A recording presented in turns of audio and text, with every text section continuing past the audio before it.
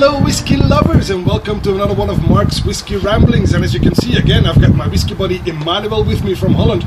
Now, when you see Mark and Manny in one picture, that can mean only one thing. A new bottling. Indeed, yes. You will remember that a couple of weeks ago we announced our new whiskey adventure, Mark and Manny's Malts, and we released our inaugural bottle, which was a young and feisty Krakeliki, and it sold out in a couple of days. Now, today we are happy to announce the release of our new baby, the second release of Mark and Manny's Malts. Manny, what did we capture this time? A nice Tamdhu, not well known. Mark will tell you all about it in a few minutes, seconds, maybe even more. It was closed at a certain time, changed hands, owners, a lot going on with Tamdhu, and we are very, very happy that we have found a cask to bottle just for MMM. And again, it is limited to 50 bottles. Oh yes. Again. In this case, this Tamdhu is bourbon cask matured, and it is bottled at a drinking strength of 40% ABV, so very accessible. But indeed, Tamdhu is a distillery that is not that well known. It is a Speyside distillery that was founded in 1897. Now, the name Tamdhu is Gaelic for Little Black Hill. Now, it has a bit of a checkered past, like Manny already said. It was closed between 1927 and 1947, but it tripled its capacity between 1972 and 1975. Yeah. Now, it was one of the last distilleries to malt its own barley. They had what they call a Saladin box, which is basically a big square room or a rectangular room where all the barley goes in, and then some machines walk through it to help germinate the barley. Now, until 1976, which is 40 years ago, until 1976, Tamdhu produced only for the blending industry. So there was no single malt Tamdhu available until 1976. Now, the famous blends that Tamdhu is a fingerprint malt in is, of course, Cutty Sark, Justerini and Brooks. There's also Dunhill, and obviously the famous Grouse. But in 1976, which now is 40 years ago, that was the first time that Tamdhu appeared as a single malt.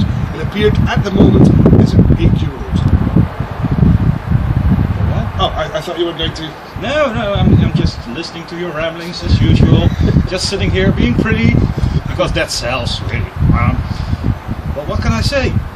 Well, in 2010, the then owners, Edrington Group, they decided to close the distillery, which was met with a bit of disdain, which was, that was bad news for the local people.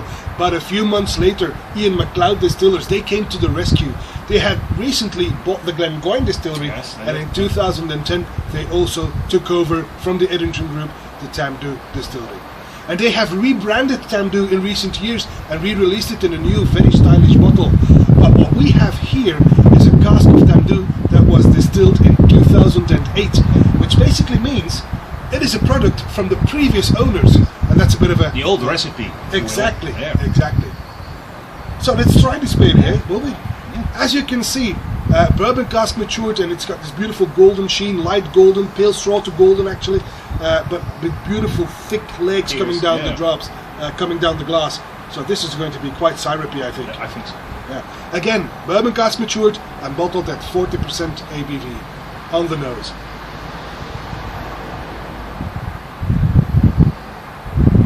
Ooh, oh yes. Candy.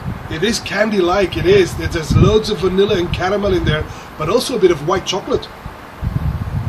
Some white fruit as well, apples, pears. Yeah. Herbal. And it's got a herbal side. It's got like camphor in there, a bit of cardamom, some pine cones. Yes.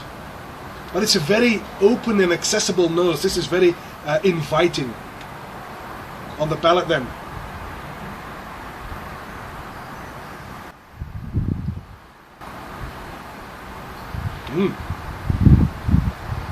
Well, I told you it was going to be creamy. Yeah, you could already tell the legs in the glass. Exactly. This is really smooth. Yeah, it is. Mouth-filling. Wonderfully creamy. I got pears, juicy pears, some ferns, some aniseed, and even a touch of oak. Yeah. It's a bit spicy, not overly spicy, but there is a tiny spicy kick to it. A little bit of saltiness. Yeah, as well. It's nicely balanced. Lovely. On the finish then.